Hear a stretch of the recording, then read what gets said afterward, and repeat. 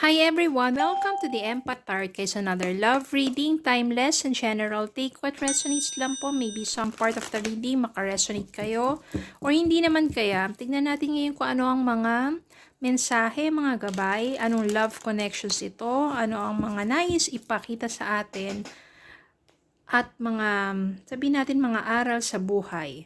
Life in general, love life, money, success, failures. Tingnan natin kung anong mga messages. Spirit guys, send me messages. Anong love connections ito? Lessons in life and guidance. Mga aral at gabay sa buhay pag-ibig. Ang nais yung ipaghatid sa amin. Spirit guys, send me more messages. Anong love connections ito? Lessons in life and guidance. Okay, tignan po muna natin itong mga naunang mga mensahe.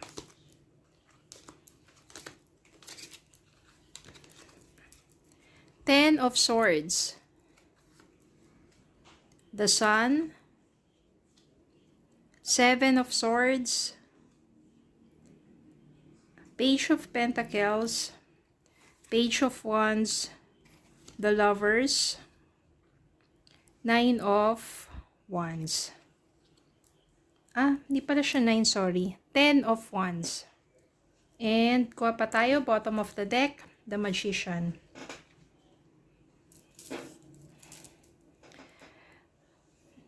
Lagyan natin dito yan.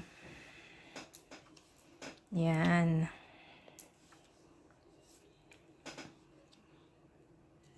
Ten of Swords, 10 of Wands, 7 of Swords.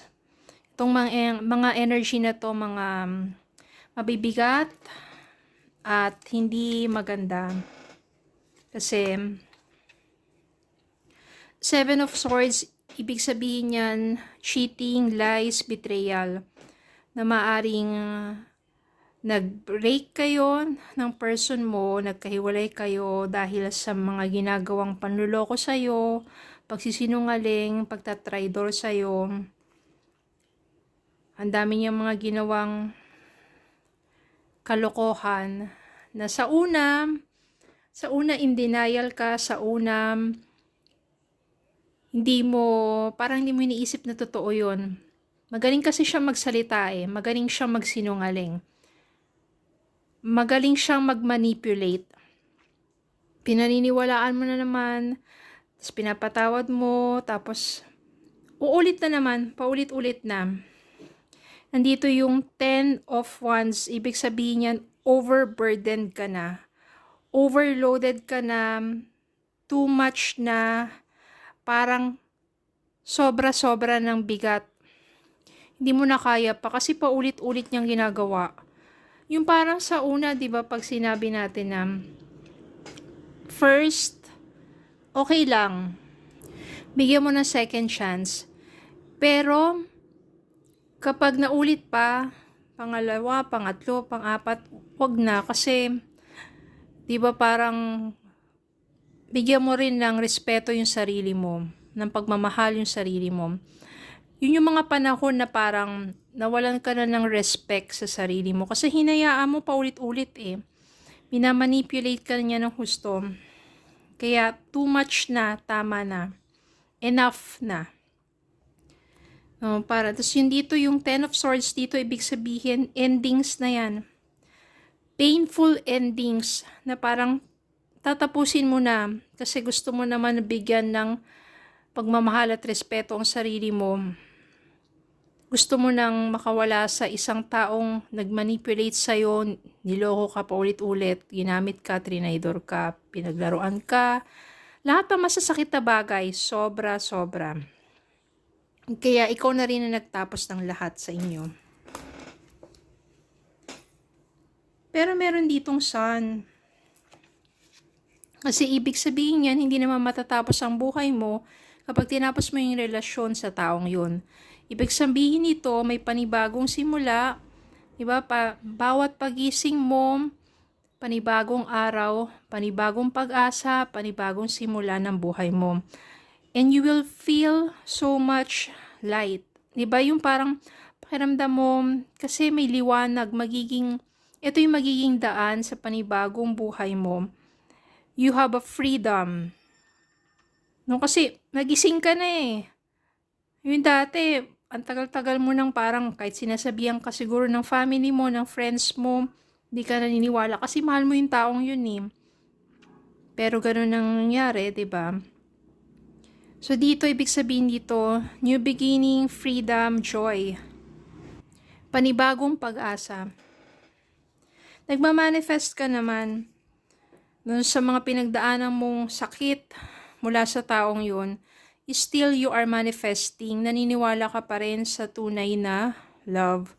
Naniniwala ka pa rin na merong someone na merong magmamahal sa'yo, nare-respetuhin ka, at hindi ka na masasaktan muli. So, just like magician, you are still manifesting for love. Mahirap pa, hindi po basta-basta na ganyan na parang pagka nakawala ka na dyan, isang araw, kinabukasan, gano'n na agad yon. Meron pong healing process. At ang part po ng healing process na yon, pagsisimulan yon is acceptance. Accept mo yung nangyaring failed relationship, i-accept mo na hindi na talaga kayo ng taong yun, i-accept mo sa sarili mo na nasaktan ka, at dun magsisimula yung healing process. And yun na rin, kapag nandun yung healing process, magkakaroon ka ng positive outlook in life kasi unti-unti marirealize mo kung bakit nangyari sa buhay mo yon, for you to become more stronger, for you to become a better person. Then doon na mag-start, no? You still manifesting for love.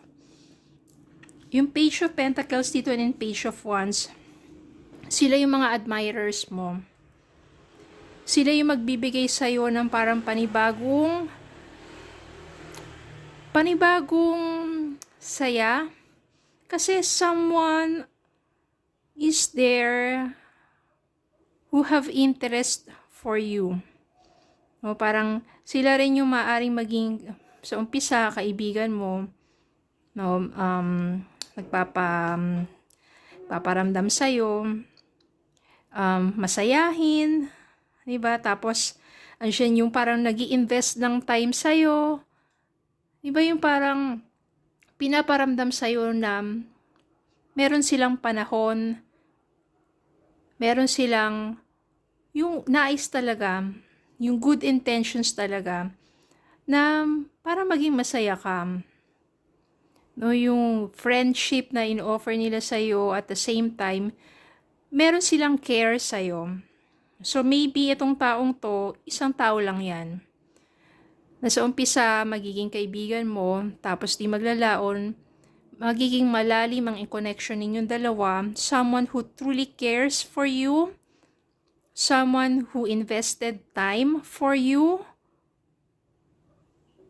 at yun naman ang magiging new love. Na magiging lovers kayo, mabubuo yung romantic feelings ninyo or romantic relationship ninyo sa isa't isa. And it will be your perfect union. Ibig sabihin, siya yung taong talagang nakalaan sa'yo. Siya yung talagang match kayo. Siya yung taong magpapasaya sa'yo. Siya yung muling bubuhay dun sa, sabihin natin yung natutulog mong puso. Ayan. So, there will be connections, perfect unions, at maybe siya yung soulmate mo. Kaya po, kapag sabihin na natin yung person mo, sabihin na natin may third party yan, nagawa niyang sayangin yung ilang taon na pinagsamahan ninyong dalawa dun sa yung iba, bago pa lang nila nakikilala, 'di ba? Maybe, hindi talaga sila yung para sa inyo. Pero meron someone na talagang nakalaan. Kailangan mo lang masaktan. Kasi yung pain na yon will turn you into a better person. Then saka mo mamimit yung someone na deserve mo. Tingnan natin kung ano ang message para sa inyo.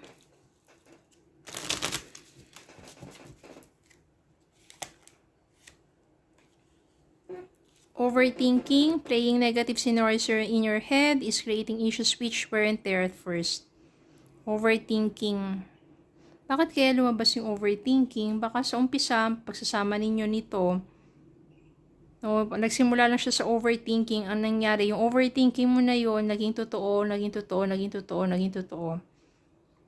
May mga ganun pong ano. Kasi minsan wala, hindi naman talaga totoo. Tapos, pinagbibintangan mo na sa sobrang selos na ganyan. Tapos, syempre yung vibration na yun, napaka-negative eh. Then, eventually, naiingayan na, nagsasawa na, ginagawa na niya talaga kung ano yung binibintang mo. So, stop overthinking. Lalo na po yung mga LDR. Mahirap, pero stop overthinking. Free yourself. You don't need to be in control of everything for a love relationship to be successful. So, hindi mo kontrolado, lalo na yung taong yon. You have to free yourself from any negative thoughts and feelings. You have to free yourself from toxic relationship. Kaya mo yan. Okay, so yun lang po. Maraming salamat po for watching. Please don't forget to like, share, comment, subscribe, follow me on Facebook and YouTube. Have a good day po and God bless.